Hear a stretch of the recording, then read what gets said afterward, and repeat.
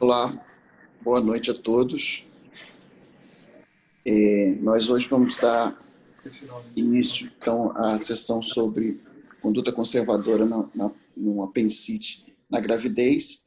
Na realidade, essa foi uma gestante que teve uma sequência grande de complicações, e começando pela própria gravidez, que é uma gestação gemelar monocoriônica diamniótica que evoluiu para uma síndrome da transfusão feto-fetal.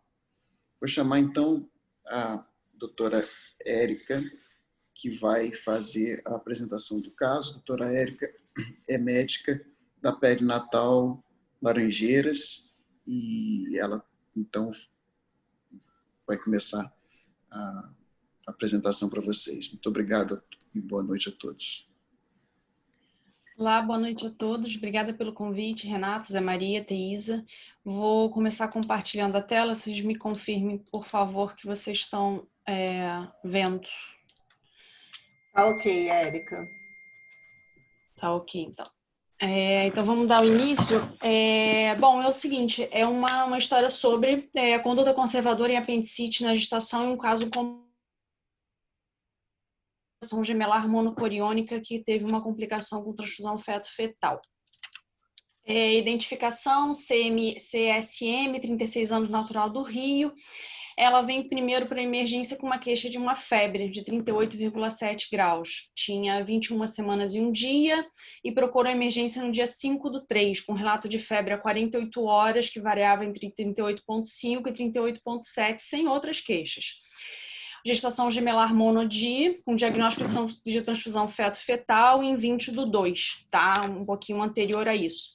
A gente vai conversar um pouquinho sobre essa questão da história da doença dela, né? Da questão da intercorrência da transfusão do feto-fetal. Ela foi diagnosticada no morfológico em 19/2, estágio 4 de quinteiro. O gemelar receptor, ele tinha uma ascite, um derrame pericárdico, a polidramnia e uma disfunção cardíaca por um ducto venoso com dar reversa. E o doador, uma óligo e uma diástole zero em artéria umbilical e um ducto venoso normal, tá? Essas são as imagens da ascite, do feto receptor, que a gente pode ver bem claramente que era um bebê com uma ascite importante. É um derrame pericárdico, né? É um segundo derrame que já configura ele como uma hidropsia, né? 2 derrames em 2 cavidades, e um ducto venoso bastante alterado, né? Com onda reversa. Esse é o maior bolsão, tinham sido medido 2, chegou a ter 8,9, né? A gente vê o outro bebê ali, o doador espremidinho, a cabeça, né? O polo cefálico do outro neném ali embaixo, e o maior bolsão do receptor. Essa é uma imagem que mostra a inserção do cordão, tá? De ambos os fetos, de um lado o doador e o outro receptor. O maior bolsão do doador, de 1,7. Então, a gente tinha vários critérios para fechar a síndrome de transfusão feto-fetal, tá? Estágio 4. Aqui a artéria umbilical do G2, né? Do feto doador. E o ducto venoso, tá? Dele normal. Foi feita a fetoscopia em 20/2, tá? Foi um procedimento sem intercorrências e uma ablação a laser de aproximadamente 10 anastomoses arteriovenosas. No primeiro dia pós-procedimento, o ultrassom praticamente se manteve, tá? E aí teve uma pequena alteração, um pouquinho mais do gemelar doador, que veio com uma onda A um pouquinho mais para o percentil 95, mas os 2 bebês estáveis logo após o procedimento. Isso em 20/2. Então, aqui são as imagens do pós-laser, tá? São mantidos, né, os 2 derrames, o feto receptor, o ducto ainda alterado, o ducto do doador. E 10 dias depois, em 1/3, esses bebês tiveram uma melhora substancial da síndrome de transfusão feto-fetal. Era observado apenas um discreto derrame pericárdico no gemelar A, ou seja, no feto receptor. Ele já tinha uma normodramia, ele compensou o ducto, ele normalizou o ducto, e o gemelar B, o doador, a normodramia também, uma umbilical normal e um ducto normal. E uma diferença de estimativa de peso entre os fetos de 24%. Agora, voltando um pouquinho sobre a data, né, que ela procurou a emergência, ou seja, praticamente, né, 13, 14 dias após o procedimento, ela então tem uma febre há 48 horas, sem outros sintomas. Ela tinha uma taquicardia, não estava febril no exame físico, estava com 36,2, mas ela tinha uma taquicardia e no exame complementar uma anemia de 8,5, hematócrito de 25% e um PCR alto. PCR alto não, PCR aumentado, perdão. E um leucograma normal, ES normal, uma cultura negativa, que depois foi checado. Então, assim, febre, taquicardia, esse PCR de 14 com leucograma normal, não acharam mais nada que, assim, por trás disso tudo, foi discutido com a chefia, a paciente foi orientada a retornar em 48 horas para reavaliação, ou se apresentasse algum outro sintoma, vou retornar imediatamente. Em 8/3, na verdade, essa paciente foi atendida do dia 5 para o dia 6, então ela acaba retornando de qualquer forma 48 horas depois, pior. Ela volta com uma lipotímia, com náuseas e vômitos e mantém esse relato de febre. Estava com 23 semanas e 3 dias. Mantinha-se taquicárdica e já estava com a temperatura de 37 graus, exame físico aparentemente normal. Mas nos exames complementares ela teve uma importante piora da anemia, uma hemoglobina de 7,1, um hematócrito de 22, e aí sim, agora sim, uma leucocitose com desvio e uma piora do PCR, tá? Uma bioquímica normal. Foi feito um ultrassom de abdômen, ela tinha apenas uma coleritise e os bebês, em relação à avaliação fetal, normal. E aí, diante desse quadro, ela foi indicada na internação na UTI materno-fetal para a investigação do foco infeccioso e a antibiótico-terapia de amplo espectro empiricamente. Começaram com Clinda e Genta. E aí, dentro do que eu acho que é possível de pensar, acho que a primeira coisa seria uma amnionite. Será que foi uma amnionite pós-laser por transfusão fetal? Só que ela não tinha atividade uterina, os bebês não estavam taquicárdicos, a avaliação fetal era normal. Uma pielonefrite, mas ela não tinha queixa urinária, um Giordano negativo e já tinha uma cultura negativa. Uma colecistite, mas um abdômen muito inocente, ausência de outros sinais no ultrassom de abdômen. E uma apendicite, mas mantinha esse mesmo quadro, pelo menos na internação. Abdômen inocente, ausência de outros sinais na ultrassonografia de abdômen. Esse ultrassom ele foi repetido, na verdade, no dia seguinte, essa paciente continuou piorando, ela evoluiu para dispneia aos pequenos esforços e taquipneia, começou a ter uma ausculta pulmonar alterada, com murmúrio reduzido, um raio-x de tórax, a princípio sem anormalidade, mas tinha alteração na ausculta. E aí, nesse segundo ultrassom de abdômen, é que foi evidenciado, na verdade, uma imagem de contornos lobulados de grande volume, né, de 104 por 80, de 235. E aí foi programada uma ressonância nuclear magnética e optado por trocar o antibiótico para trazocin, né? Aí eu acho que nesse momento eu acredito que já começaram a pensar, né, em provavelmente uma apendicite. A hemocultura nessa data ainda era negativa, em andamento, do dia 5, e a do dia 8 também negativa. No dia seguinte, ela continuou piorando, ela evoluiu para uma dispneia aos mínimos esforços, iniciou uma macronebulização, e aí sim a ressonância mostrou uma presença de extensa coleção lobulada, situada posteriormente ao seco e ao cólon ascendente, estendendo-se inferiormente até a fossa ilíaca direita, medindo 10 por 69 por 5,5 centímetros, sugerindo apendicite supurada. E aí, na ressonância, viram a questão do derrame pleural. E aí, nesse momento, na verdade, foi discutido, entrou a cirurgia geral e foi debatido, conversaram com a radiologia intervencionista também, e devido à alta chance de morbidade materna e fetal, optou-se por uma conduta conservadora, tá? Sem intervir, né, por uma laparotomia aberta, pelo menos no momento. E se a paciente apresentasse qualquer outra piora, ela seria abordada. E assim foi... perdão pelo slide. E assim foi feito. A radiologia intervencionista entrou com um catéter, tá? Guiada por ultrassonografia na fossa. Essas daqui são as imagens da paciente, guiada por ultrassom. E aí foi realizada a drenagem, uma drenagem percutânea guiada por ultrassom, foi implantado um cateter de pigtail e aspirado cerca de 40 ml de material pioemático espesso. E no crescimento dessa cultura veio o Escherichia coli, tá? Sensível a tazocin. E aí, a partir daí, a paciente começou a evoluir para uma melhora bastante importante, porque começou, acho que, a aliviar um pouco, todo mundo ainda muito nervoso, mas se sentindo um pouco, né, que a gente estava dando um segmento, provavelmente estava saindo daquele quadro mais grave. Foi drenado aproximadamente 190 ml de secreção pio-sanguinolenta nas primeiras 24 horas após o procedimento.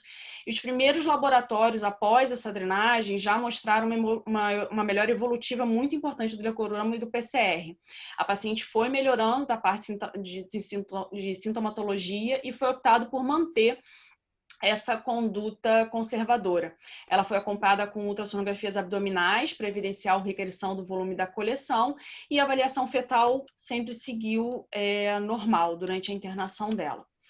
O dreno foi retirado em 19/3 e o tazocin mantido por 14 dias. Ela ainda foi mantida internada 7 dias após o término do antibiótico para acompanhamento da coleção.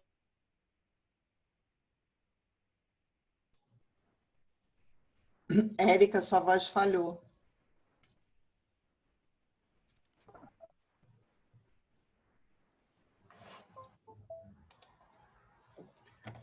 Estou tentando entrar em contato com ela aqui. Não, caiu. Voltei. Ótimo. Desculpa. A ressonância do dia 20, do controle do dia 21/3 foi vista uma melhor delimitação do tecido, com redução importante do abscesso. Vocês me veem? Eu acho que não, né? Não. Só um minutinho. A gente vê a sua apresentação, mas não o seu rosto. Só um minuto. Posso continuar? De qualquer forma? Sim. Tá. E ela recebeu alta em 30/3 de 2019, com orientações de manter os exames laboratoriais e ultrassom de abdômen semanais, avaliação fetal a cada 2 semanas.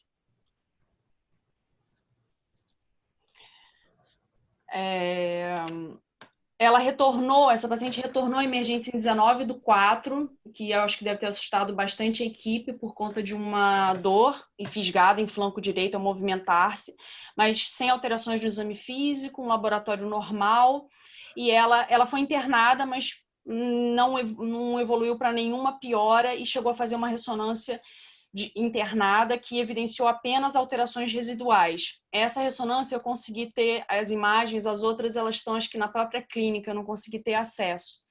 E essas são as imagens mostrando as alterações residuais do apêndice, tá? A cesariana foi programada para 34 semanas pela história de transfusão feto-fetal. Esses bebês evoluíram muito bem depois do laser, tá? Tinha quase com 34, eles estavam no percentil 14, 17, uma normodraminia, um Doppler normal e uma diferença na estimativa de peso de 3,7.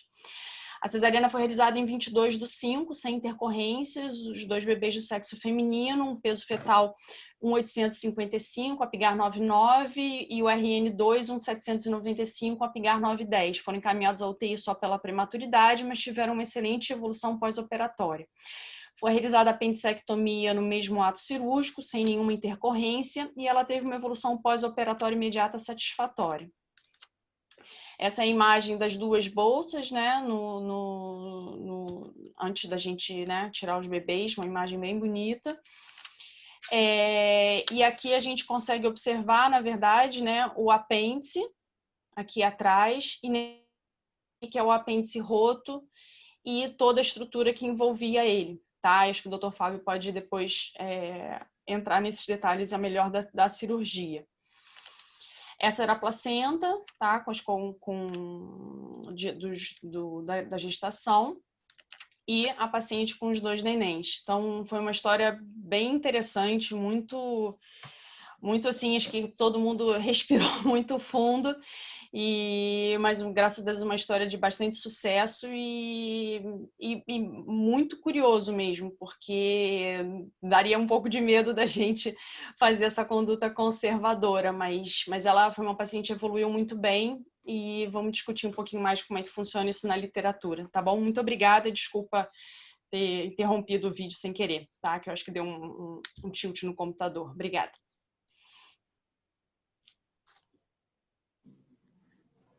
Doutor Renato. Obrigado, Érica. Nós vamos passar, então, para o doutor Fábio, que foi o cirurgião que nos assistiu, né, e que acabou... Ele também participa da equipe que nos deu assistência e participou também da cirurgia.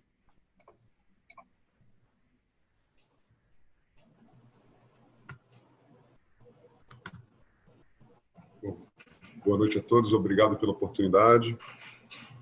É um prazer estar aqui falando de um tema que o cirurgião gosta muito, apendicite. E foi realmente um desafio que, graças a Deus, terminou muito bem esse caso. Eu ampliei um pouquinho o tema da aula, apendicite aguda, tratamento conservador na gestante, para apendicite aguda geral, para ter mais coisas para falar também, até um pouquinho a parte cirúrgica, não só o tratamento conservador. E não é uma coisa muito interessante se pensar, uma doença inflamatória, não combina bem, está do lado de uma vida, no caso foram 2 vidas em formação. Como é que a gente faz para resolver essa equação? A gente vai tentar responder algumas perguntas com a aula que eu preparei sobre o diagnóstico e sobre o tratamento. Como é que procedemos no diagnóstico, quais são as particularidades e o tratamento. Opera, não opera, e quando se resolve operar, quando ele é realizado. O diagnóstico da apendicite aguda é um quadro clássico de dor epigástrica, irradia para a região anterior-umbilical e posteriormente se localiza na fossa ilíaca direita, associado a alguns sintomas, os mais comuns, anorexia, náuseas e vômitos e febre. Nem sempre a dor segue esse padrão, nem sempre os outros sintomas eles estão presentes. É um quadro clínico que é muito variável. Um dos fatores que ajuda a variar esse quadro clínico é a posição do apêndice. Um trabalho recente do Grupo de São Paulo mostrou que cerca de 1/3 do apêndice, a localização foi pélvica, outro 1/3 retrocecal, então localizações bem diferentes já é suficiente para mudar bem o padrão da dor.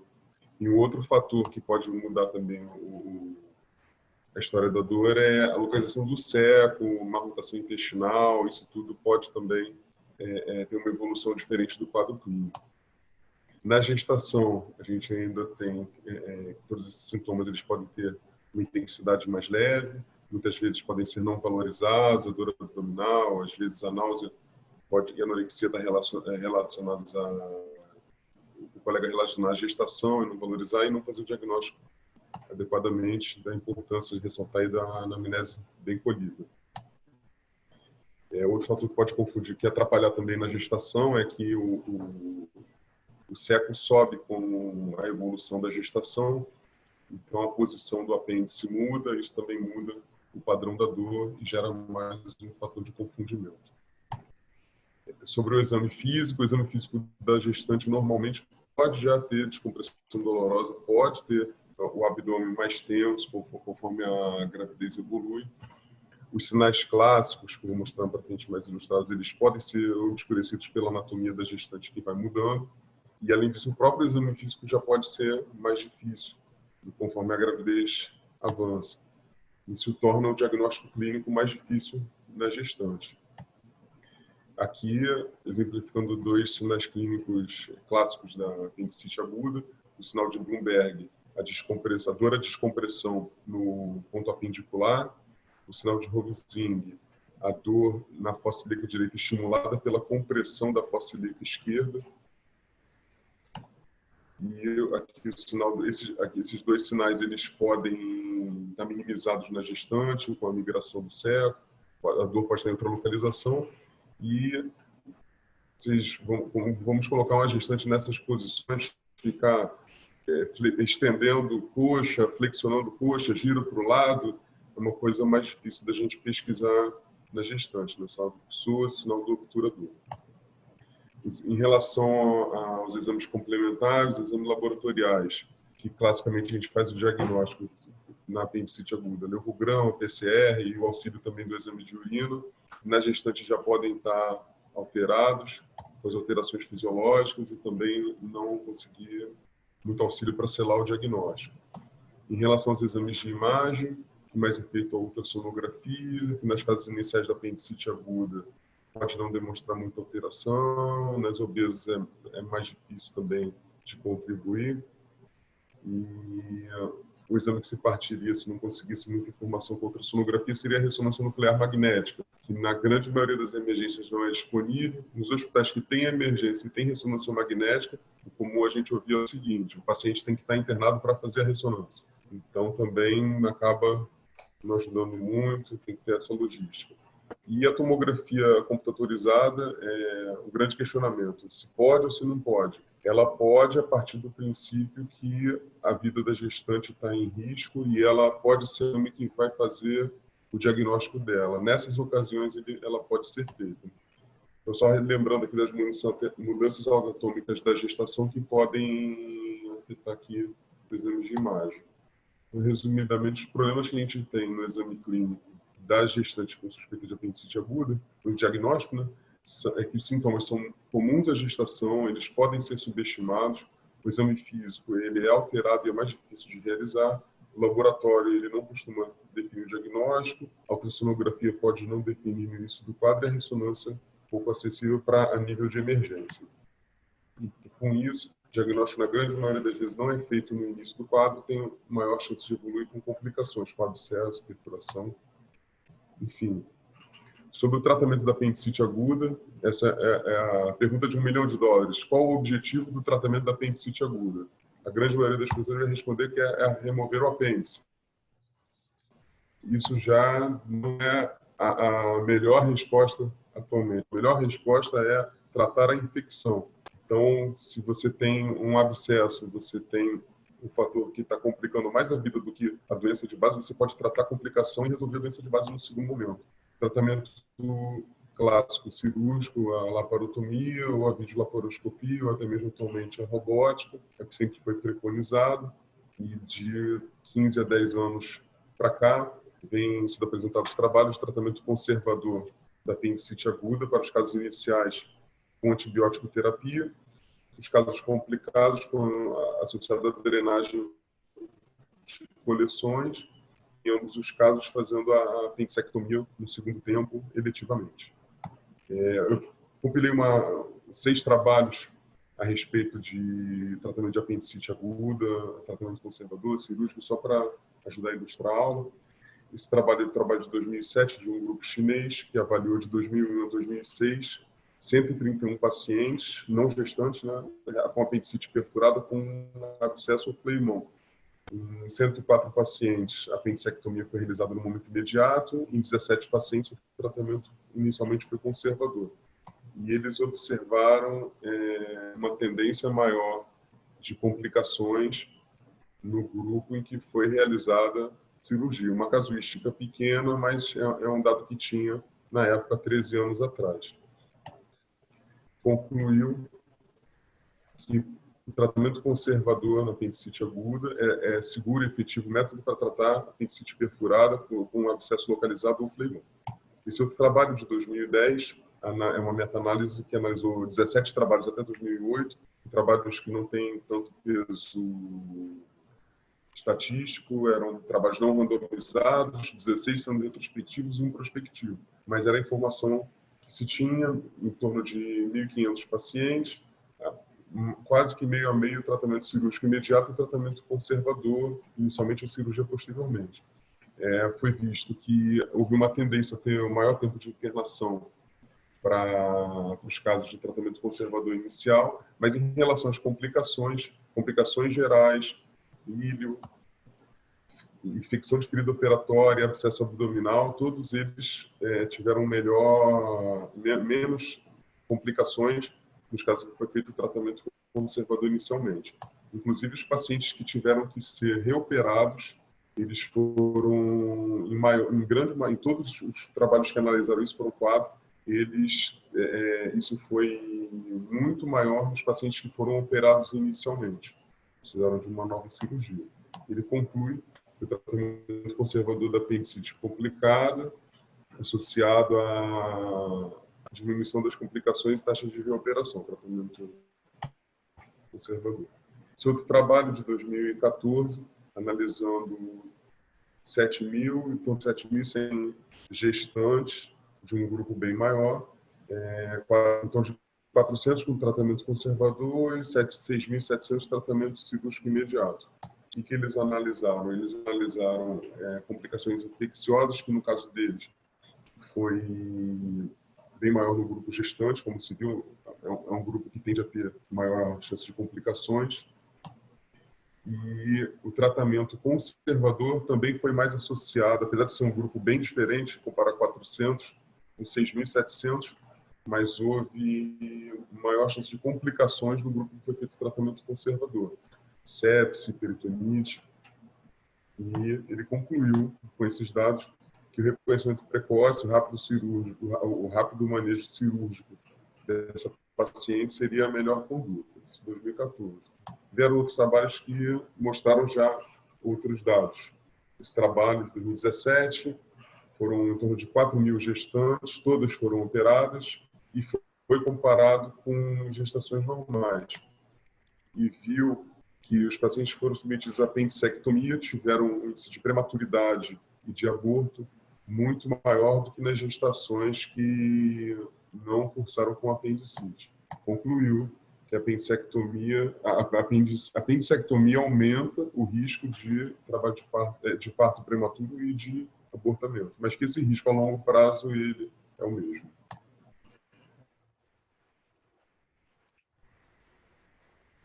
Temos um trabalho de 2018, em torno de 1.000 gestantes, acima de 20 semanas, com videolaparoscopia e laparotomia, e eles viram que a cirurgia, independente da via de acesso, aumenta a taxa de parto prematuro e essa taxa aumenta conforme a gestação avança. E outro dado que ele comparou foi cirurgia laparoscópica e cirurgia aberta. A tendência, a cirurgia aberta, ter maior chance de trabalho de parto prematuro. Então, ele conclui que a apendicectomia durante a gestação foi associada a um risco aumentado de complicações de parto prematuro. Esse último trabalho, de 2000 a 2017, é um trabalho mais recente, 2019, é uma meta-análise que avaliou 7 trabalhos, 6.100 gestantes, quase aproximadamente, com apendicite, 4.200 foram operadas por via aberta, 1.800 por via videolaparoscópica. E, em relação ao abortamento, ele favorece a cirurgia aberta. Em relação ao parto prematuro, ele favorece a cirurgia laparoscópica. Então, cada complicação tendeu para uma via de acesso. Ele conclui que o risco de perda fetal e de parto prematuro ainda é incerto. Enfim, alguns trabalhos, dados um pouco confusos, mas o que a gente pode presumir aqui? Em relação ao diagnóstico, tentando responder aquelas perguntas iniciais da apresentação, como proceder no diagnóstico? Ter um alto índice de suspeição, valorizar as queixas da paciente, lembrar que a ultrassonografia ela pode apresentar algumas falhas e tentar fazer a ressonância, como foi no caso que a gente teve. Dificuldades no diagnóstico na gestante, né, com sintomas pouco específicos. O exame físico pode ser falseado ou dificultoso. O ultrassom pode ser normal inicialmente. A ressonância, ela normalmente é indisponível na emergência. Em relação ao tratamento da apendicite aguda na gestante, então, a grande questão, operar ou não operar? Avaliar caso a caso individualmente, não há consenso na literatura. É uma decisão muito difícil porque você tem a vida da mãe, você tem a vida do bebê, no caso dos bebês. Então, conversar muito, termo de consentimento, deixar tudo muito bem esclarecido das possibilidades de complicação com o tratamento conservador, a possibilidade de fazer uma apendicectomia no intercurso de um procedimento que seria programado. A paciente, no caso, ela internou novamente com dor, a gente ficou apreensivo de ter que abortar esse tratamento conservador e a gente conseguiu levar até o final. Quando operar a paciente, se você optou por um caminho que vai fazer a apendicectomia imediata, assim que fizer o diagnóstico, já institui tratamento cirúrgico. Se optar pelo caminho do tratamento conservador, já programar eletivamente a apendicectomia. A ocasião da cesariana foi a melhor ocasião possível, porque a gente já tinha o abdômen aberto, então foi deu tudo certo e a condição foi muito boa. Queria agradecer, em nome do grupo do Dr. Sapino, a oportunidade de trabalhar com um grupo muito diferenciado, uma equipe de referência, que é a Perinatal, e a oportunidade também da aula essa noite aí. Muito obrigado. Obrigada a você, doutor Fábio. Muito obrigado, doutor Fábio, pelo excelente esclarecimento. Acho que nos ajudou bastante. Eu, na apresentação, falhei em dizer que o doutor Fábio é diretor da emergência do Hospital Municipal Souza Aguiar e é cirurgião do Hospital Federal de Ipanema. Nós vamos passar, então, para o doutor André Azevedo, que é radiologista, intervencionista do Gávea Rad. Ele vai falar para nós sobre a radiologia intervencionista que nós usamos aí nesse caso.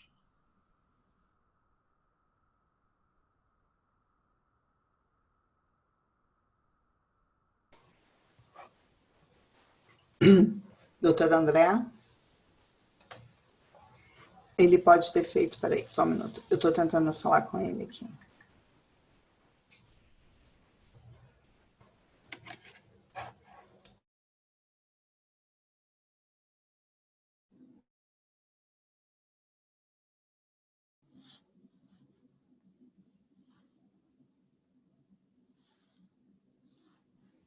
Boa noite, me desculpe, eu estava tentando... Vocês estão escutando? Sim, sim, estamos. Então,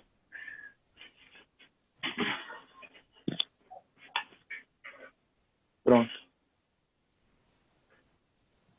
Boa noite.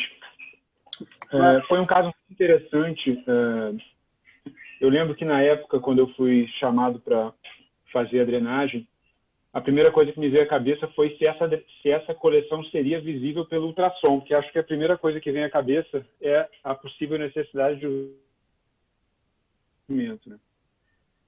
Algumas coleções abdominais, principalmente com alças ao redor e tal, isso pode dificultar o procedimento. Mas, felizmente, a coleção foi muito bem vista pelo ultrassom. Era uma coleção relativamente volumosa na fossa ilíaca direita. O procedimento foi realizado no centro cirúrgico, com a paciente sob sedação leve, guiado por ultrassom. Eu coloquei um dreno pigtail 12F ou 14, que são os números, o calibre que a gente costuma usar para essas coleções infectadas.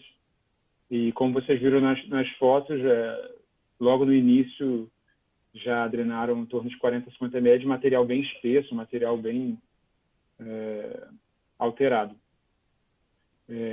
Foi um procedimento bem direto, não teve nenhuma complicação, nenhuma dificuldade, e foi o objetivo que a gente conseguiu. Em relação à radiação que eu estava falando, a primeira coisa que a gente vê na literatura é essa preocupação com a radiação. Eu vi um artigo falando sobre possibilidade de drenagem de abscessos guiados por ressonância. Aqui no Brasil, a gente basicamente não tem acesso, a gente não tem quase nenhum local que faça procedimento guiado por ressonância, mas eu acho interessante a gente comentar que seria uma possibilidade, né, nesses casos.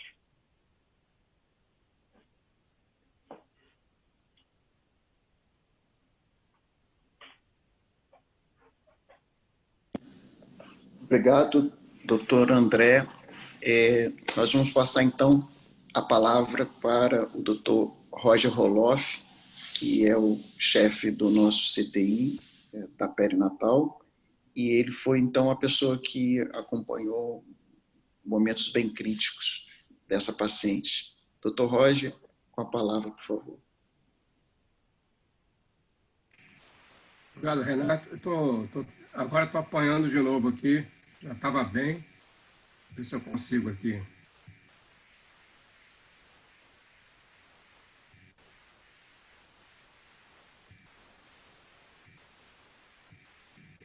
Aconteceu a mesma coisa que antes. Teresa pode ajudar?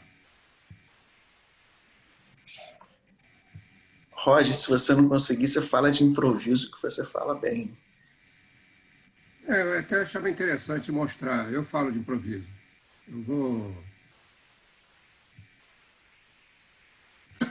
Bom, não sei o que fazer aqui, nem uma pena. Teresa não está aí não, né, Renato? Estou aqui sim, doutor Roger. Tá, não, mas eu saio e entro de novo, faço o quê? O que aconteceu? Eu estava bem ali, estava mostrando tudo. Estou entrando de novo. Abrir Zoom Meeting. Acho que aí foi. Share a screen? Não, eu tenho que apresentar. Isso aí. The screen. Ok, acho que vai. Ver se conseguiram. Conseguiu, tá ótimo. Renato, o improviso nunca termina, então a gente vai vamos tentar juntar as duas coisas aqui. Acho que eu vou demonstrar aqui como é que a gente... os nossos achados nessa paciente. Eu levantei alguns aspectos clínicos relevantes nesse caso, que foi o seguinte: ela tinha, na verdade, uma colelitíase assintomática diagnosticada desde 2017. Ela tinha alguns cálculos, né, e microcálculos também nessa vesícula, com todo o potencial para complicar teoricamente. Nunca foi operada. Do dia 13 ao dia 19, ou seja, ela fez o procedimento do laser no dia 20, e do dia 13 ao dia 19, a gente colheu esses dados de anamnese, que ela usou amoxicilina para um quadro de desconforto abdominal no hipocôndrio direito e esquerdo associado a uma dor muscular sem causa identificada. Ela foi em outro hospital chamado, na verdade, hemograma de infecção. Era achados inflamatórios no hemograma. E para nós, essa é uma possibilidade que a gente tem que aventar, o Fábio sabe bem disso, que muitos pacientes fazem os quadros iniciais de apendicite e são tratados com antibiótico, né? Essa é uma outra vertente, né, do tratamento, que especialmente em crianças e mesmo em casos não complicados, você pode optar só por tratamento antibiótico, tratamento clínico. É um dado que depois a gente pode discutir. Então, eu levantei essa possibilidade dela ter tido uma apendicite antes de ter feito o procedimento de correção da transfusão, da transfusão fetal. No dia 20, fiz a transfusão, e no dia ela estava melhor, e no dia 5, como a Érica citou, no 5 de março, né, dias depois, 2 semanas depois, ela começou um quadro de febre, calafrios. Ela já estava usando meclin-vonal previamente, por conta de queixas da gestação, foi avaliada na emergência, e aqui é importante que naquela avaliação que a Érica citou, a gente buscou os sinais de SIRS, né, de síndrome de resposta inflamatória sistêmica, ou de sepsis, e não se encontrou, por isso que ela foi liberada, né, sem saber ainda do que se tratava, etc. O laboratório, nessa ocasião, tinha 5 bastões, 10.800 leucócitos, está aí embaixo, né, plaqueta, etc., e eu chamo a atenção para esse sódio de 127. Então, este é, na verdade, o grande marcador dessa minha apresentação, além das outras, né? Ou seja, este sódio ele é referido como um marcador de todos os marcadores de apendicite complicada. Esse é o melhor marcador preditivo de uma apendicite complicada, se a gente soubesse que era apendicite nesse momento aqui, né? Deixa eu ver aqui, ela apresentou, no final, última linha, a consciência dela estava normal, a pressão normal, uma frequência 103 a 115, como colocou ali, mas temperatura normal. E o importante é citar que ela referia febre persistente, mas febre referida, de 39,7. E no nosso protocolo de sepsis, não precisa ter a febre no momento em que ela chega ao hospital. Se ela referiu febre elevada, a gente considera isso como significativo, né? Calafrios, etc., ela vinha se queixando. Tudo bem. E o abdômen totalmente indolor, como foi citado. De aspectos relevantes, já foi citado a anemia, né? No dia, eu com 7,1, etc., no segundo dia, com leucocitose, já no segundo dia, né? Com desvio para a esquerda, quando ela voltou ela Chegou no dia 5 e voltou no dia 8. No dia 8, ela já tinha uma leucocitose com 11.900 com 15 bastões. Né? Então, assim, ultrapassou os 10 bastões, que eram os sinais de CIRS antigos, que continuam sendo. Né? E a coagulação tinha pouca alteração, né? Ali está o INR, o PTTA e o PDF só com 3 cruzes. A bilirrubina com discreto aumento, para aumento direto, mas estava alterado, 1,6. Lactato discretamente elevado, 2,4. A gasovenosa com uma citose metabólica discreta, com BR menos 2,8. E o EAS pouco alterado, né? Mas tinha cilindros granulosos que a gente vê, esses quadros de EAS bem tocados também se vê em apendicite. Na infecção, analisando a infecção, gravidade e necessidade de terapia intensiva, a sepsis, na verdade, atual, né, ela trouxe o conceito ela só se interessa atualmente, quem definiu como sepsis, com a antiga sepsis grave, ou seja, com disfunções. Então, o diagnóstico atual de sepsis, na verdade, ele não importa tanto para a gente em obstetrícia, porque você, se quiser esperar para fazer um diagnóstico de sepsis, você vai chegar muito tardiamente, já com disfunção. O Quick-SOFA, que é o sugerido atualmente para diagnóstico de sepsis na emergência, foi negativo, que teria que ser a pressão abaixo de 100, frequência respiratória acima de 24 e consciência alterada. Né? E ela não tinha isso aí. O SOFA não serve também, porque são alterações evolutivas na UTI, não se aplica. Só o paciente já na UTI, quando muda o SOFA, diagnóstico de sepsis. Então, o diagnóstico de sepsis atual, ele ainda prejudicou mais ainda a nossa situação, que já era difícil em gravidez. O outro diagnóstico de choque séptico não se aplica, naturalmente, e a pergunta é, seria uma infecção com CIRS, ou seja, antiga sepsis? E nesse caso, a gente pode dizer que sim, porque ela tinha os bastões e a frequência respiratória, né, que no nosso caso estava elevada. É acima de 20 o antigo, né, e gravidez 22, e bastões acima de 10 estava 15. Então, tinha 2 marcadores. Então, no nosso protocolo da perinatal, nós deixamos esse diagnóstico, infecção com CIRS, né, infecção com resposta inflamatória sistêmica, que era a antiga sepsis. Né? E a infecção com disfunção orgânica, antiga sepsis grave, não era o caso nesse momento. O diagnóstico de sepsis na gravidez, a gente pode discutir depois, né, eventualmente, mas é um tema complicado, que a gente não tem, todos os estudos excluem a gravidez, tem propostas, mas nenhum deles foi testado, e o MELS, que é uma das possibilidades que o professor de São Paulo citou na apresentação dessa semana, né? É uma discussão de alterações de sinais vitais, mas nós vamos discutir isso depois. A infecção com necessidade de vigilância. Se eu tenho uma infecção que eu preciso de vigilância do paciente, é também uma indicação do UTI. No nosso caso, a indicação foi infecção com CIRS. Né? Ela não internou na UTI para investigar. A gente já identificou uma gravidade, portanto, na chegada dela no dia 8. Né? E por isso ela foi internada na UTI, como caso mais grave. Na evolução do dia 9, no dia seguinte à chegada dela, ela piorou a anemia com 6,4 de hemácia. Né? Aí está a pressão sistólica, como oscilou, diastólica, como oscilou, diastólica mais baixa por vasodilatação, que acontece na sepsis. A frequência respiratória oscilando de 82 a 115, não fez mais febre, desde que ela interna, ela não fez febre mais, né? Isso foi super interessante. Saturação 96, 98, e o murmurio diminuído na base direita. E o raio-x mostrava, então, uma elevação da hemicúpula direita, foi dita como normal, mas, na verdade, tinha essa elevação da hemicúpula, e houve uma reposição de potássio e magnésio nesse momento, a levotiroxina mantida o basal dela, que ela é uma hipotiroideia, foi mantida a droga dela. Ela não tinha dispneia, mas observou-se na anamnese, quando ela falava, ela estava levemente ofegante. Então, esse diagnóstico também de dispneia, né, que é uma sensação de falta de ar, a gente percebia quando ela falava. Foi repetido o ultrassom, isso no dia 9. Foi repetido, ela chegou numa sexta e será no sábado. Repetido o ultrassom abdominal com a mesma profissional. E a mesma profissional, que não tinha visto aquela imagem, ao repetir o exame, isso foi uma solicitação que nós fizemos, vamos voltar, nós não estávamos com diagnóstico nesse momento, né? Então, nós voltamos ao diagnóstico com a mesma profissional, que mostrou aquela imagem, portanto, de coleção. Eu vou voltar aqui que eu não citei, que foi assim, no terceiro item, a antibiótico terapia foi adotada para foco indeterminado.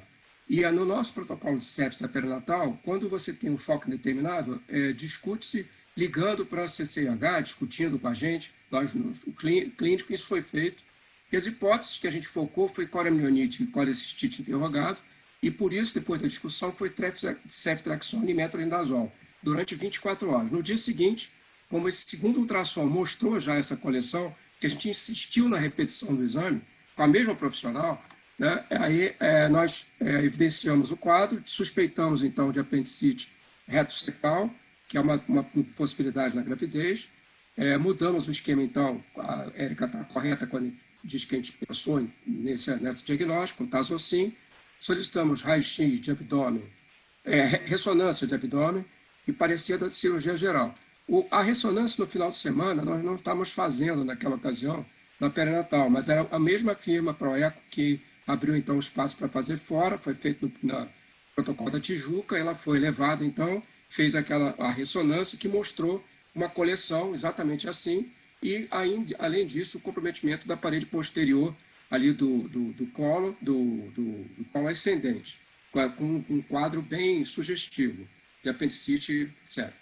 E ela, no dia, à noite desse dia, do dia 10, né, do segundo dia, ela fez hipotensão, aumentou um pouquinho a reposição volêmica. A gente, em grávida, faz reposição volêmica com muito cuidado sempre, porque a possibilidade de congestão pulmonar é alta em gravidez, né? A albumina mais baixa, ela tem uma condição de uma pressão colonosmática mais baixa, então a gente sempre evita o edema agudo de pulmão, e diferentemente das outras sepsis, que você faz 30 ml por quilo, etc., e faz um volume grande, nós não fazemos assim. A gente vai conduzindo de acordo com o quadro clínico. Nesse momento tinha a pressão hipotensão, reposição volêmica, e corrigiu a pressão. Mesmo assim, foi instalado o PAM, que foi considerado que ela estava mais instável um pouquinho, foi colocada a PAM, um cateter arterial. O balanço, mesmo a gente segurando, foi positivo ali, no caso, por conta desse aspecto da hipotensão. 800 no primeiro dia, 900 no segundo dia, ou seja, o balanço físico cumulativo vinha aumentando. Né? A hemoglobina, depois da transfusão, foi para 8. As plaquetas continuavam boas, o leão com 5,300, com 8 bastões, mais um desvio para mielo, meta, etc. E aí seguia sem febre. Ela pressão do murmúrio, bilateralmente, mais à direita, diminuída. E a saturação caiu abaixo de 95, que é um ponto de corte para a gente, para proteção fetal. Eram 2 fetos no caso. Então, cada vez, todo momento que abaixa a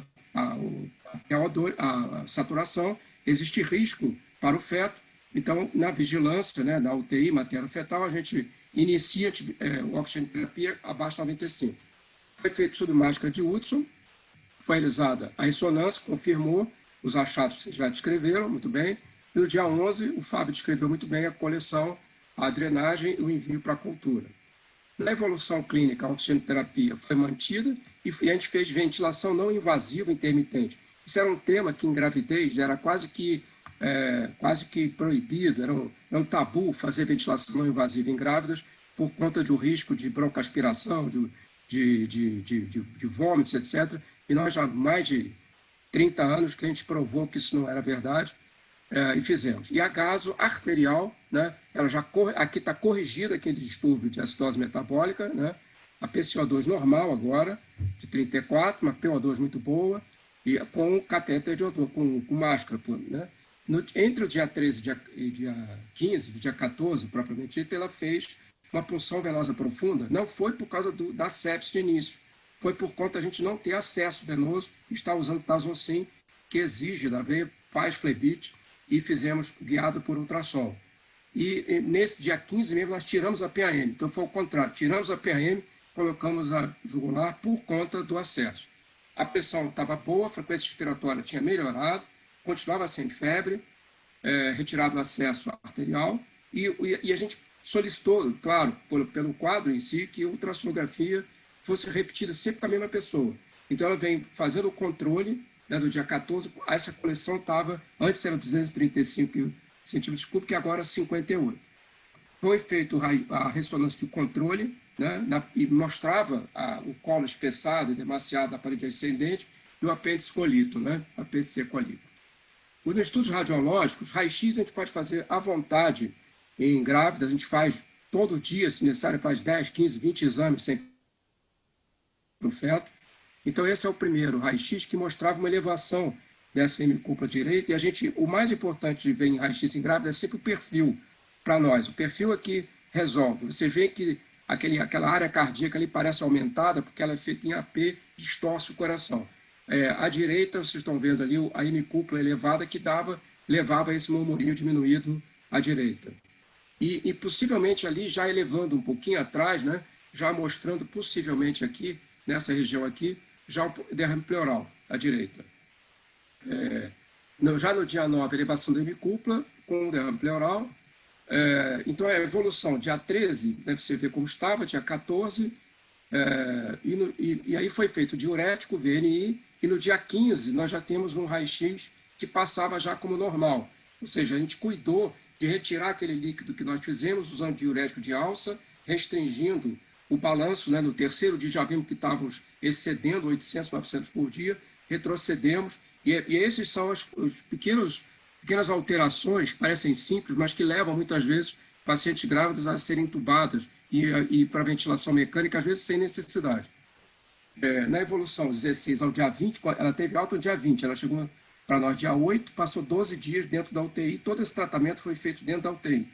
A oxigenoterapia passou para 3 litros, né, até o dia 18, continuava sem febre, pressão melhor, diurético de alça, foi feito suplemento oral na dieta, albumina de 2, e até os obstetras antigos, né, que dizem, eu vou dar clara de ovo, né, para dar, mas na verdade você não muda isso é diluição, né, hemodiluição. Ainda mais numa gravidez gemelar. Você tem uma volemia maior do que a volemia que já é aumentada numa gravidez normal, unifetal. Né? Ela não tinha aí, nesse caso, já dispneia e ar ambiente, a partir do dia 18, em ar ambiente sem oxigênio, foi tirado o dreno do abdominal dia 19, veio o resultado da hemocultura e da urinocultura que foram negativas, e a secreção veio o resultado com sensível a taso, lá na frente, e ela mantinha, nesse momento, uma dorzinha discreta, palpação profunda, no hipocôndrio direito, avaliação obstétrica e fetal sempre ok, sempre bem no período, e no dia 20 ela teve alta para semi-intensiva, com clexane profilático, um plano terapêutico de antibióticos por 14 dias, e com extremamente feio. No dia seguinte ela saiu da nossa unidade para semi-intensiva, e no dia 29 a gente marcou para fazer semanal para acompanhar essa coleção. E os comentários finais são sobre apendicite aguda e tratamento clínico, que é uma possibilidade, né? Fábio pode também depois citar sobre isso. As indicações de internação no UTI na gravidez, essa foi uma ótima indicação. A gente viu que nós internamos ela precocemente, né? Na verdade, ela já estava começando a complicação, e aí chamando a atenção que o sódio baixo, que ela manteve em toda a gravidez, até o último dia, ela estava com 134, quase normalizou no último dia. Ela estava com 127, 128 o tempo todo. É um marcador, forte marcador preditivo de complicações de abscesso e apendicite supurada, e, na realidade, de complicações abdominais complicadas, né? É um forte marcador que ela teve o tempo todo. A sepsis na gravidez, as dificuldades diagnósticas, que eu já citei, reposição volêmica em grávida, como eu já citei, sempre com cuidado, o manuseio da insuficiência respiratória do mesmo jeito, com cuidadoso, né? Quer dizer, oxigenoterapia para o feto, né? Não só para a mãe, e a indicação de acessos vasculares invasivos. A gente tem ali os acessos, os acessos, não sei se está arriscando aí, não sei porquê. Bom, a cesariana com apendicectomia, com indicação foi obstétrica, né, como civil aí com 34 semanas, a importância do suporte hospitalar, né, e da UTI, dessa nossa UTI, da mulher, né, nesse contexto, dando todo o tratamento clínico e esse trabalho multidisciplinar com as equipes de obstetrícia, de cirurgia, né, e etc., e a importância dessa assistência. Eu queria agradecer a todos daqui, as equipes envolvidas, a própria médica assistente, né, que apoiou em todos os momentos das decisões, e a própria paciente, que nos ajudou muito, né, na condução, que foi bastante suave, bastante tranquilo em relação a ela e aos familiares, a obstetrícia perinatal e a medicina fetal, a equipe toda da UTI materna, semi-intensiva, cirurgia geral, radiologia intervencionista, o centro de imagem, a neonatal, e as equipes de suporte, né? E eu coloquei aqui a qualidade, né, com todas as coisas, que nós estamos aprendendo a juntar todos os discursos, né? E também, sem esse discurso de qualidade, a gente acaba não utilizando os protocolos e esse trabalho multidisciplinar, né, com barreiras de risco, etc., que todos isso foi seguido, né, e nós não tivemos nenhuma complicação importante numa paciente complicada como essa, a evolução magnífica como foi. Obrigado. Obrigado, Dr. Roger, pela excelente exposição. Nós vamos passar, então, Elisa. Doutora Anelisa é a chefe de clínica da Perinatal Barra.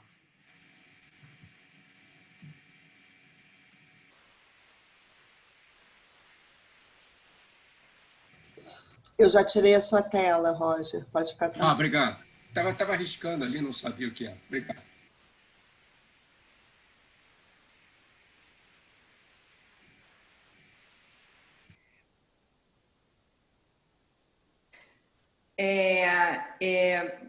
É um prazer estar aqui discutindo esse caso. Esse caso foi um caso bastante interessante, né, que acrescentou bastante na nossa experiência na assistência obstétrica e com esse tipo de complicação, né? Então, eu vou focar a minha apresentação um pouco nas questões obstétricas que essa paciente teve de complicações a partir do momento que ela se apresenta com uma gestação gemelar, né? Então, estou tentando passar o meu slide aqui, não estou conseguindo por algum motivo. Sim. Então, a partir do momento que faz um diagnóstico de uma gestação gemelar, a gente tem... Vocês estão vendo o meu vídeo? Sim, estamos vendo. Sim. Não, é porque eu não estava. Então, a partir do momento que ela se apresenta com uma gestação gemelar, quem está fazendo a assistência obstétrica dela já parte de um princípio de que essa gestação pensa ter uma morbidade, uma mortalidade maior, né? E essa mortalidade e morbidade, elas são crescentes de acordo com o número de fetos envolvidos. Então, as taxas de mortalidade perinatal, elas vão aumentando, assim como de paralisia cerebral, as taxas de prematuridade, de parto prematuro, né? Então as idades médias de nascimento vão decrescendo à medida que o número de fetos vai aumentando.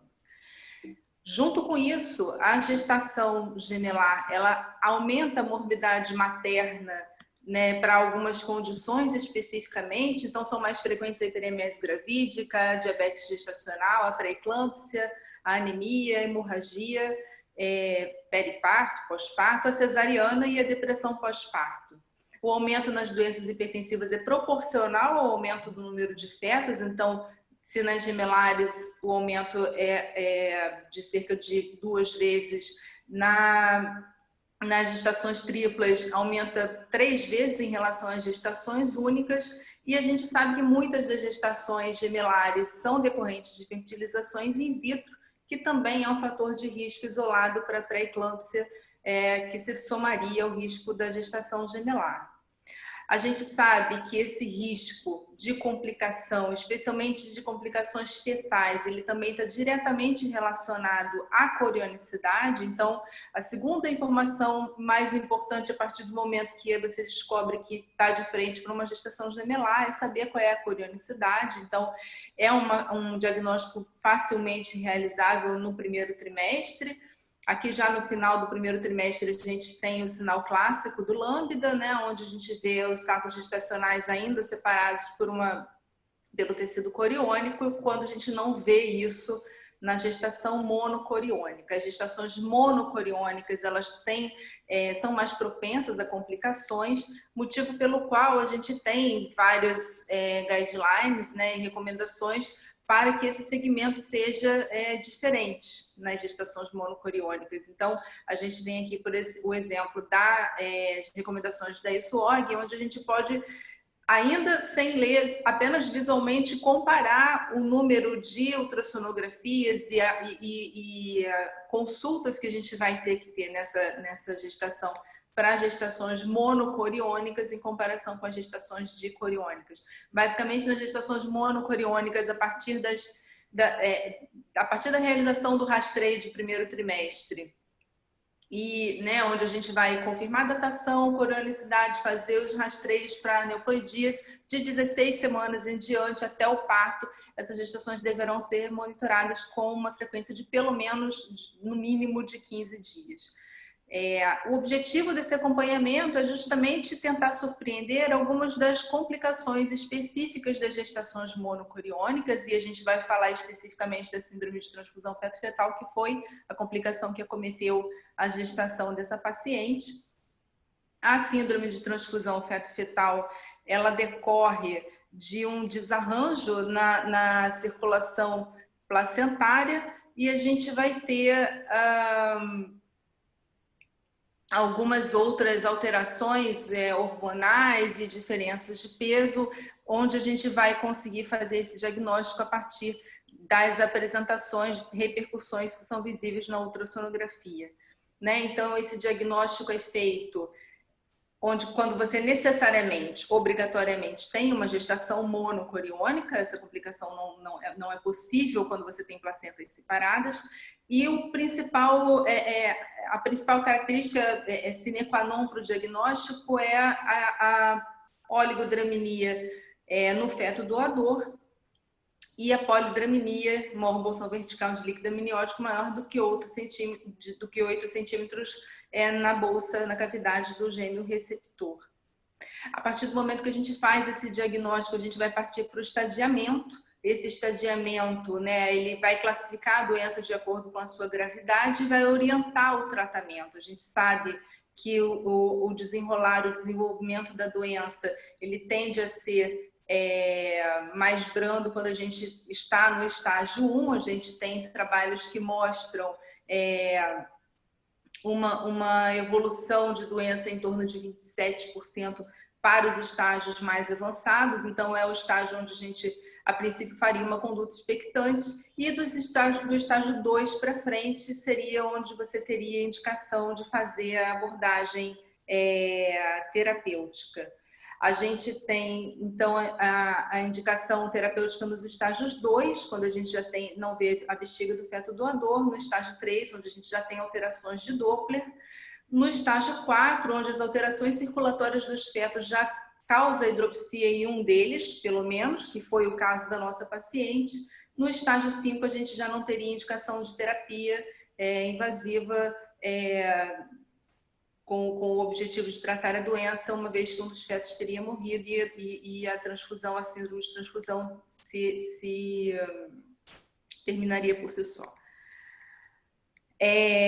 Então, a gente já falou que a conduta expectante ela pode ser proposta quando a gente tem o estágio 1, e de todos os tratamentos que foram propostos para a síndrome de transfusão feto-fetal, aqueles que se provaram eficazes, baseados em estudos, nas melhores evidências, foram a amniorredução seriada e a fotocoagulação a laser das anastomoses placentárias.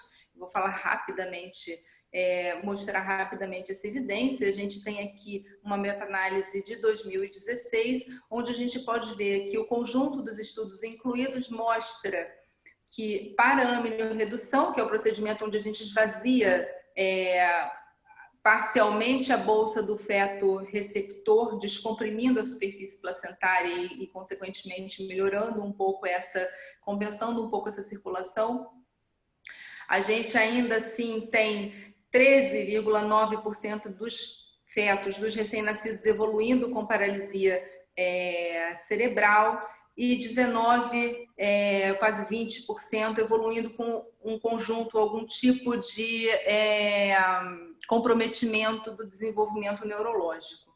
Em comparação com a amniorredução, o laser tem uma taxa de paralisia cerebral de 6,1% e de comprometimento neurológico de 9,8%, mostrando a superioridade desse tratamento. Então, na medida do possível, quando disponível, ele é o melhor procedimento terapêutico para a síndrome de transfusão feto-fetal. Foi o que foi feito nessa gestação. A gente tem aqui um guideline da Sociedade de Medicina Feto-Materna, que justamente propõe que nos estágios 2, 3 e 4 seja feito o encaminhamento para o tratamento com o laser. O laser ele tem suas complicações, né? E motivo pelo qual a gente ainda tem muita dúvida sobre propor ele nos casos mais leves da doença, embora existam algumas indicações específicas e existam trabalhos ainda sendo feitos nesse sentido, para esclarecer melhor. Mas quando a gente vai olhar as complicações do laser, a ruptura prematura de membrana figura como a principal complicação em frequência, né? Mas a gente pode ter algumas complicações de pós-operatório imediato que tendem a ser autorresolvidas, como líquido amniótico na cavidade materna, sangramento vaginal, e uma incidência pequena de DPP e de coriamnionite. Né? Então, a gente pensando que a incidência de coriamnionite ela está ali por volta de 2%, né? Faz sentido pensar que essa poderia ser uma hipótese etiológica para o quadro clínico que a paciente apresentou, uma vez que ela voltou 14 dias depois do procedimento. A gente também sabe que o tratamento da síndrome de transfusão feto-fetal tem uma correlação com sepse precoce neonatal, né, o que mostra que esse procedimento, de fato, aumenta a possibilidade de infecção perinatal. Mas, no final das contas, não foi isso que aconteceu com a nossa paciente. Ela não, né, a gente acabou fazendo o diagnóstico etiológico da síndrome infecciosa dela como uma apendicite. Então, foi feito o monitoramento, o segmento da obstétrico da síndrome de transfusão feto-fetal, de acordo com a programação que a gente faz normalmente. Ela até teve um período de avaliações fetais mais frequentes por conta da internação e do quadro infeccioso. Vou falar um pouquinho mais para frente, mas em relação ao tratamento, ao segmento pós-tratamento da síndrome de transfusão, a gente manteria o Doppler seriado, que foi como foi feito, né, a ultrassonografia com Doppler seriado, como foi feito após a alta, a cada 2 semanas. A gente sabe, né, a gente esperaria que esse líquido amniótico estivesse normalizado cerca de 15 dias após o procedimento, como aconteceu com ela, como a Érica mostrou no relato do caso, e a programação do parto normalmente vai ser proposta a partir de 34 semanas até 36, não há uma definição precisa disso, mas um consenso de que a partir de 34 seria razoável pensar nessa interrupção. O Fábio já falou bastante sobre isso, né? A gente, como obstetra, sempre tem bastante medo da apendicite na gestação e a gente que estava acompanhando a paciente internada, a gente ficou realmente bastante apreensiva a partir do diagnóstico e da proposta do tratamento expectante. Sabemos que a apendicite na gestação ela está relacionada com complicações, então pode chegar até 20% nos casos complicados. O parto prematuro acontece mais frequentemente e especialmente quando você tem apendicite supurada.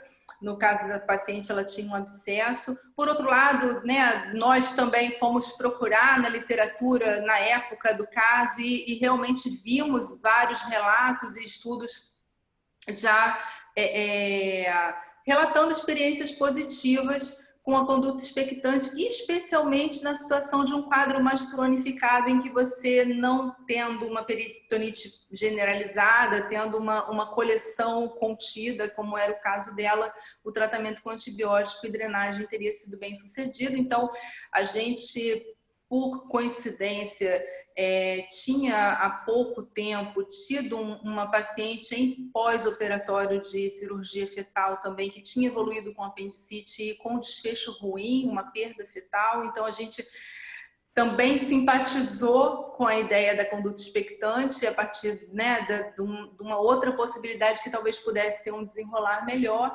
e ficamos muito felizes porque foi o que aconteceu, né? A paciente evoluiu bem do tratamento conservador da apendicite.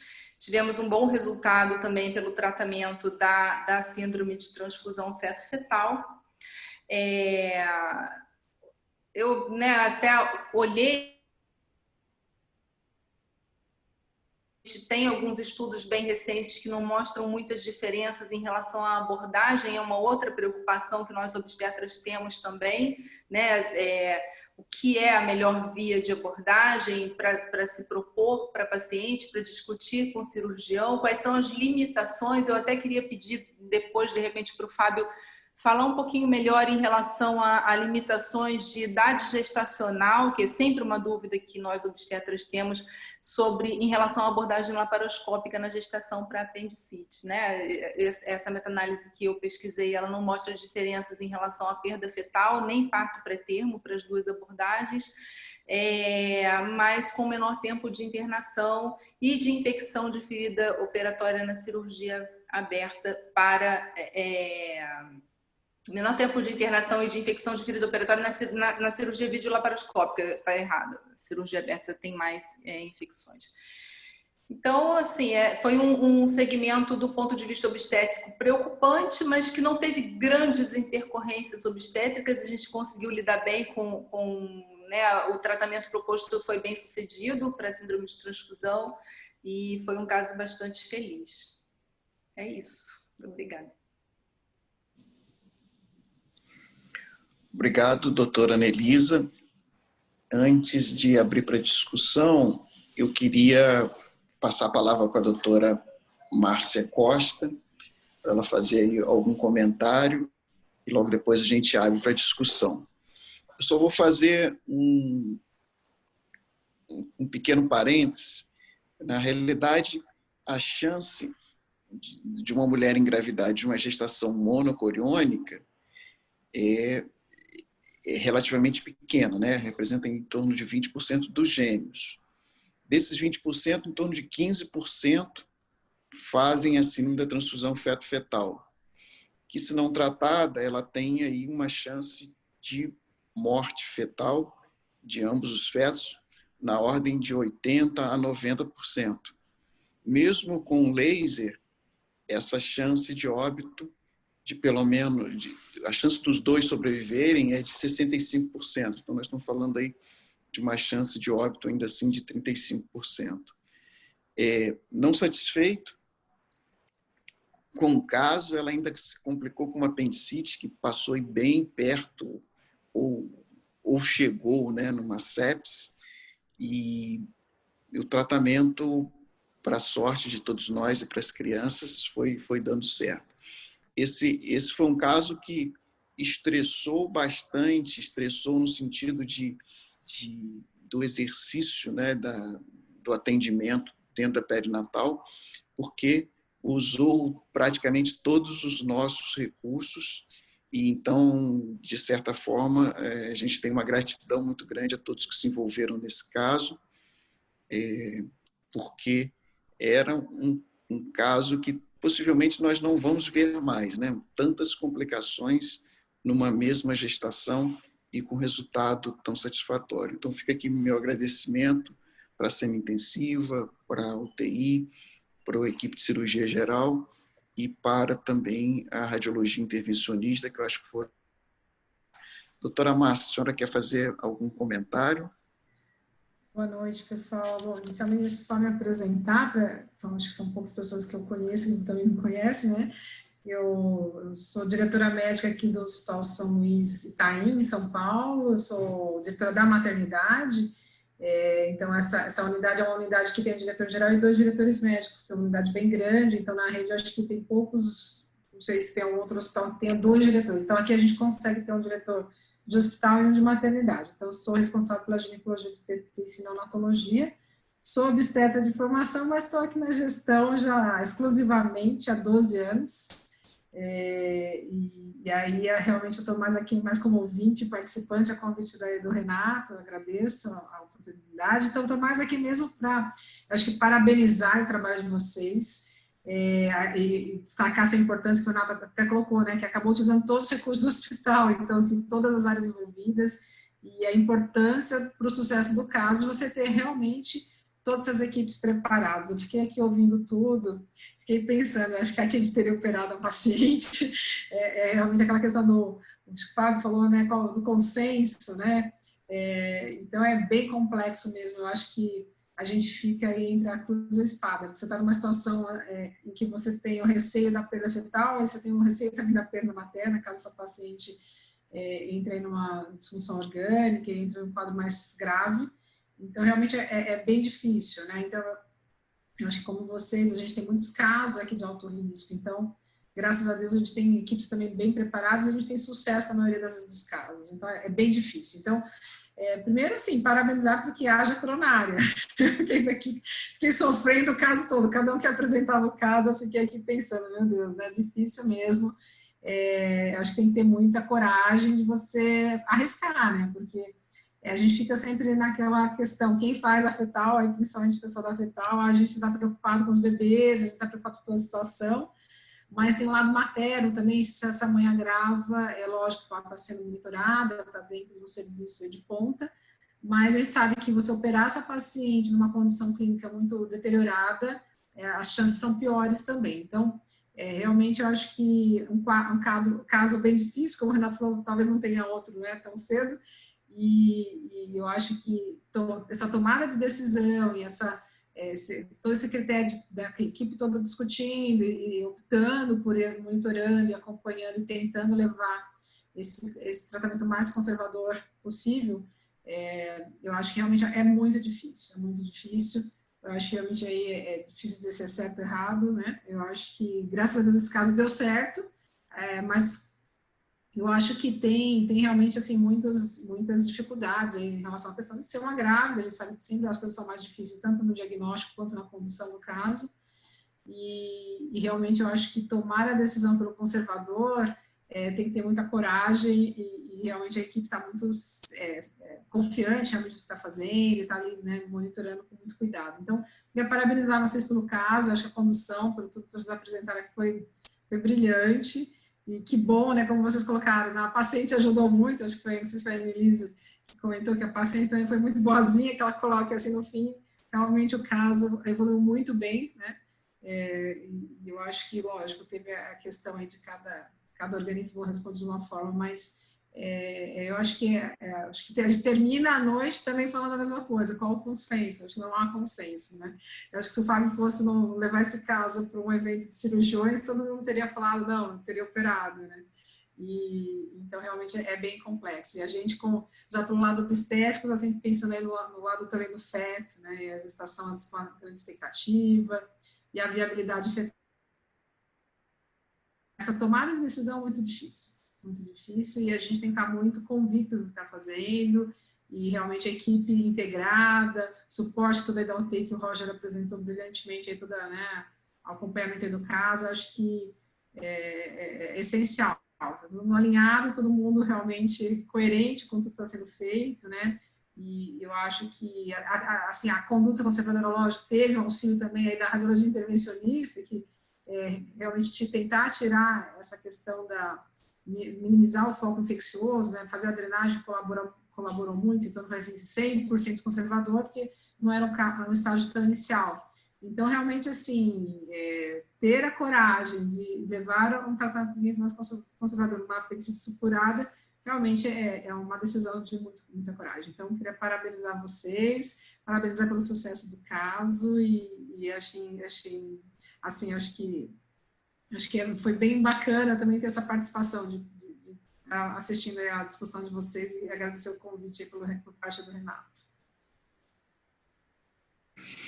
Nós é que agradecemos pela sua atenção, pelo carinho de estar nos prestigiando aqui. Nós temos uma pergunta aqui no chat sobre se a fetoscopia, na realidade, teria alguma influência como fator de risco para apendicite. Eu vou responder porque eu acho que tem mais a ver comigo, né? Então, na realidade, não tem nenhum relato maior de que a fetoscopia, ela por si só, seja um fator de risco para apendicite. A questão é que a gente sabe que todas as intervenções no útero acabam tendo um certo extravasamento de líquido amniótico, ou mesmo de sangue. Isso pode ter contribuído para um processo irritativo abdominal. Eu não sei o que o Fábio acha, mas em relato de literatura, a gente não tem nada muito específico em relação à fetoscopia e apendicite. Realmente, na literatura também, até que eu pesquisei nesse caso, não vi nada em especial e também não vejo relação, não. Foi só uma relação de confundimento, porque ela tinha um cálculo na vesícula, né, como o Roger bem lembrou, ela tinha o risco de ter corioamnionite. Então, os alvos que estavam na nossa frente para a gente acertar eram outros, e o que era, na verdade, era um alvo que estava lá atrás, pequenininho, que era apendicite aguda. Falar de alvo... Renato, só comentar aqui, Renato, eu fiz um comentário ali da anamnese dela. É possível que ela tenha tido uma apendicite antes da fetoscopia. Então, assim, na sequência foi feita a fetoscopia. Eu acho que essa é a minha hipótese, entendeu? Ela fez primeiro o apendicite, resolveu parcialmente com antibiótico, depois complicou com um abscesso, como pode acontecer com essa conduta com tratamento só com antibiótico, que é um dos tratamentos atualmente, das não complicadas, né, apendicites não complicadas, passíveis de serem realizados.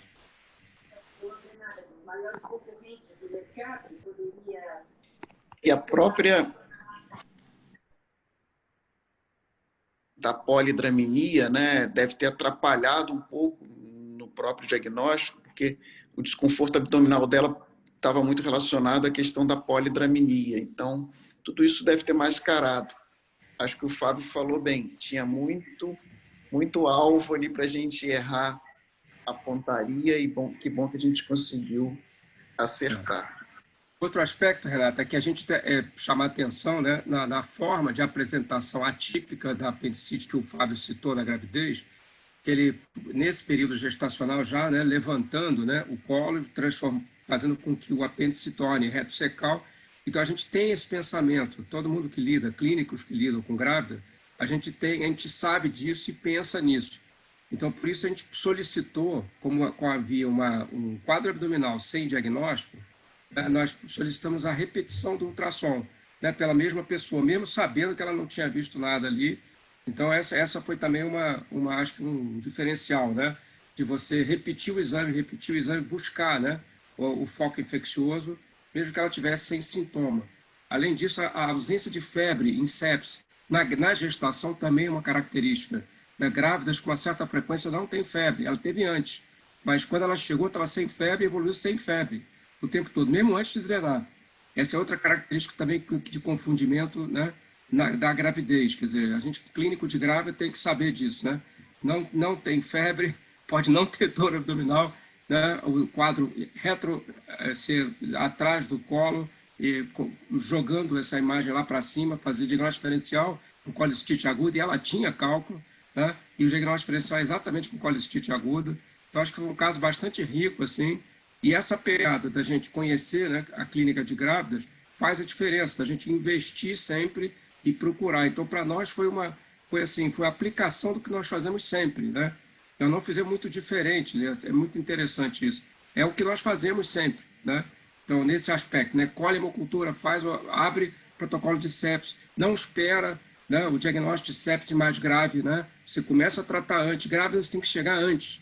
Você tem que dar um peso maior, né, e admiti-la no ambiente. Por exemplo, essa paciente no hospital, às vezes geral, né, sem obstetrícia, não iria para uma UTI nunca, nesse momento, entendeu? Já uma UTI como a nossa, e outras que usam até semi-intensiva, etc., tem esse acolhimento. Nós vimos na discussão, né, Márcia, da rede esses dias, esse aspecto, né, das unidades cada vez mais usando unidades dedicadas, né, para fazer a captação precoce da grávida que precisa de uma vigilância, né? E eu queria citar aqui que eu fiz uma homenagem, eu estou homenageando o pessoal da qualidade, que eu fiquei... assim, uma visão mudou muito, né, minha, e por isso que eu citei a questão da paciente boazinha e da médica e da sua família, né, é uma HOP, né, e eu agora estou muito atento a isso, Márcia, né, assim, por isso que eu coloquei ali no final o agradecimento da minha qualidade, porque esse conjunto todo, ele é possível quando você pensa em segurança, né, quando você pensa em segurança da mãe, né? Então, esse conceito de segurança nós aplicamos há muitos anos, só que, como foi dito para a gente, vocês fazem, mas não mostram, né? Não revelam isso. Então, agora, cada momento que eu participar, eu vou revelar aqui o conceito da qualidade que eu tô aprendendo com vocês. Mas é isso que a gente precisa aprender. A gente, como médico, a gente não sabe fazer muitas essas coisas, né? Então, não. Mas vem aprendendo. Estamos aprendendo com você. Bom, nós vamos passar então para outra pergunta, essa aqui dirigida ao Dr. Fábio. Qual o limite de idade gestacional para que a gente faça cirurgia laparoscópica no caso de uma apendicite em gravidez?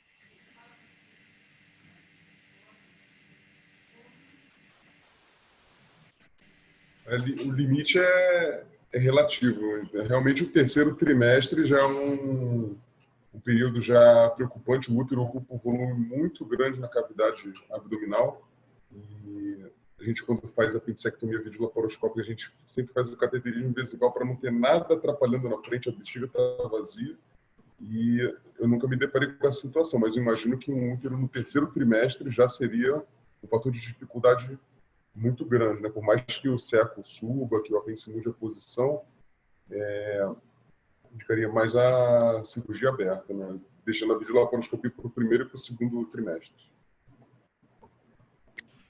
Bom, a gente está caminhando aí para o final e tem uma pergunta bem provocativa, então vou passar para todo mundo aí no painel essa pergunta provocativa, aproveitando que o Fábio está na tela, de repente ele pode ser o primeiro a responder.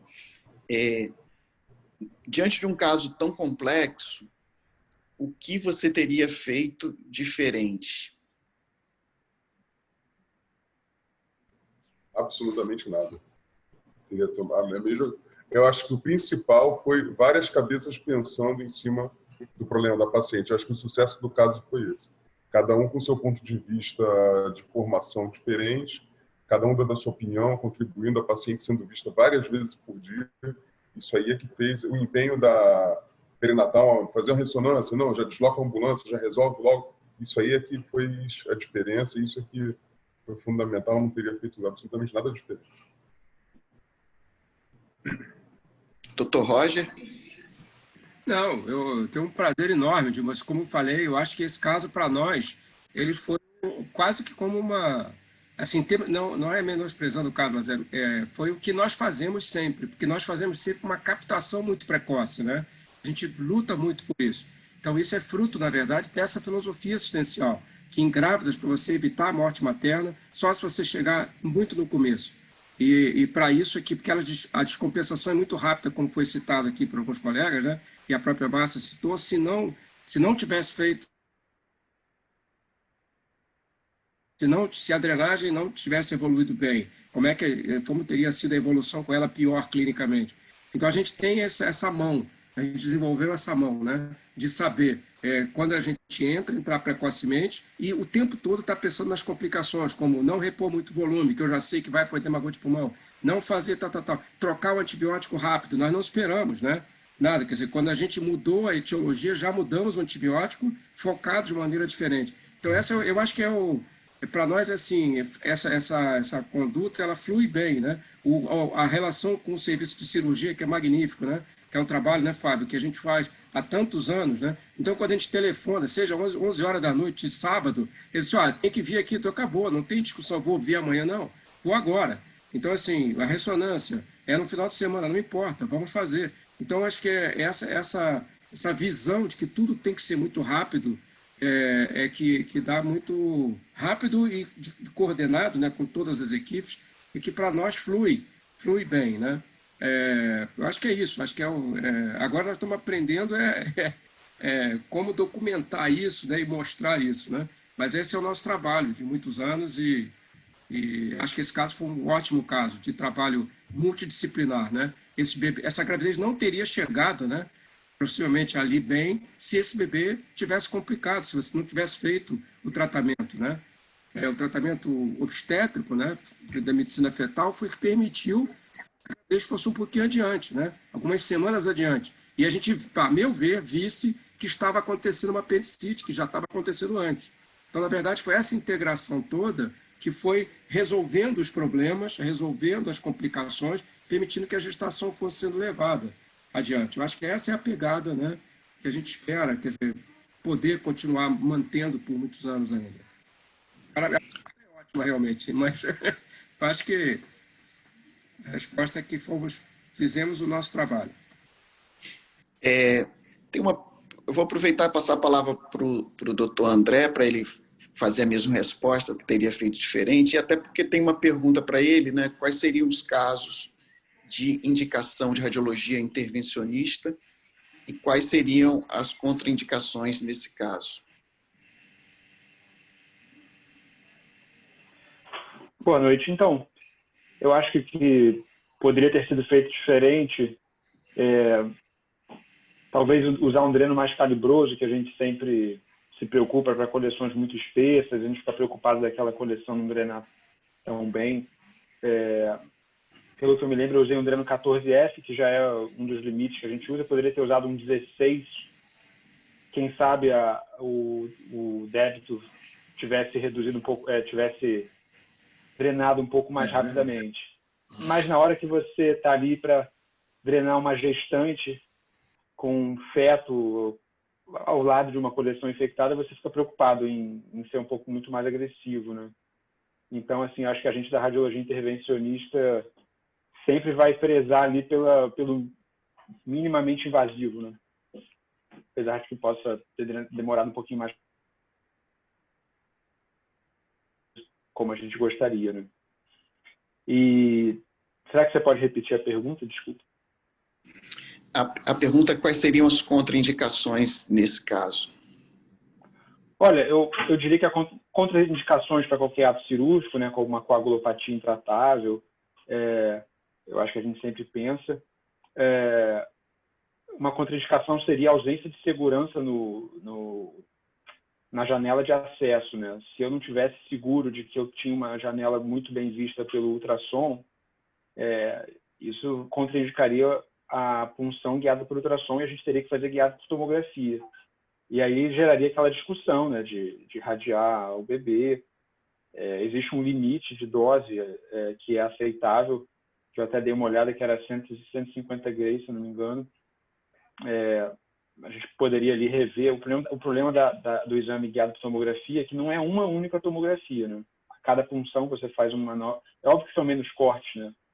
Mas dependendo da dificuldade, isso pode aumentar a quantidade de imagens que a gente vai fazer. Eu acho que essa seria a condição. Em relação a volume de coleção, eu não vejo isso como contraindicação. Basicamente seria dificuldade de acesso e proximidade com alça, se a gente tivesse alguma dificuldade ali de acessar. Obrigado, doutor André. Doutora Anelisa.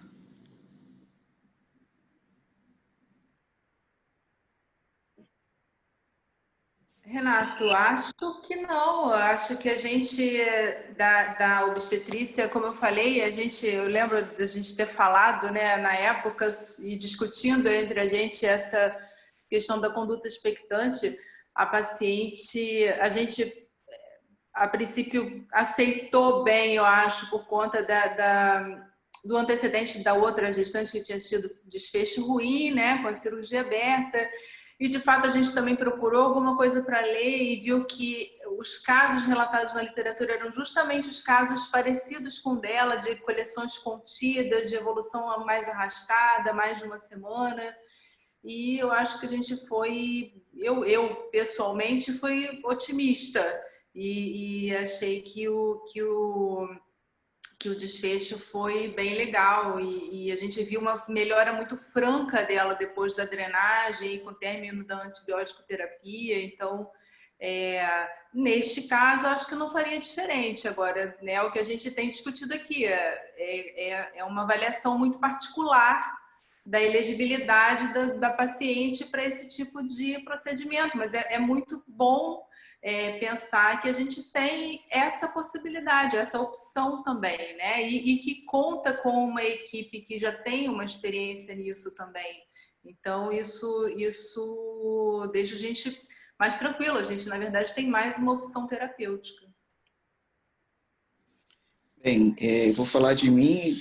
Eu também acho que não teria feito nada diferente, não. Me angustiou muito a possibilidade de fazer uma cirurgia nessa gestante, por conta de toda a dificuldade. Não foi um laser fácil, e foi toda uma situação que foi nos estressando pouco a pouco, né? Mas o resultado foi bom.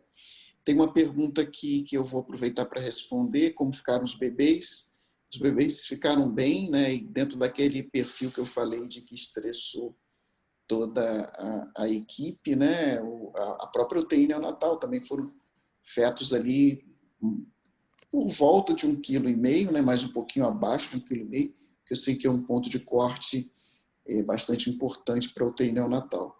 Então, eu acho que, chegando ao final dessa discussão, quero agradecer a todos que participaram, a Érica pelo carinho na apresentação do caso, ao Dr. Fábio e ao Dr. André, que nos permitiram ter essa conduta conservadora. Eu, particularmente, acho que se nós tivéssemos aberto, a gente teria perdido os 2 bebês.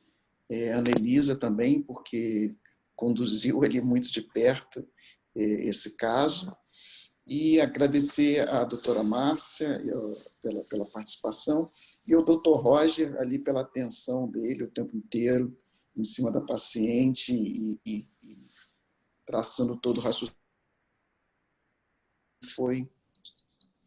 Esse caso foi um caso de equipe mesmo, começando pela medicina fetal, terminando na UTI neonatal e passando aí por todas as etapas, incluindo cirurgia geral, UTI materna, semi-intensiva. Então, fica aqui meu agradecimento a todos que nos ouviram até agora, agradecimento à doutora Márcia por estar nos para toda a equipe da perinatal pelo desfecho e pelos bebezinhos estarem bem até agora. Muito obrigado a todos. Teis, eu acho que a gente pode encerrar. Isso, a gente agradece, e eu esqueci de avisar, essa apresentação foi gravada e a gente disponibiliza esse vídeo depois no YouTube para todos os interessados. Tá? Boa noite, obrigada em nome da Perinatal. Então, gente, boa noite. Obrigada e parabéns.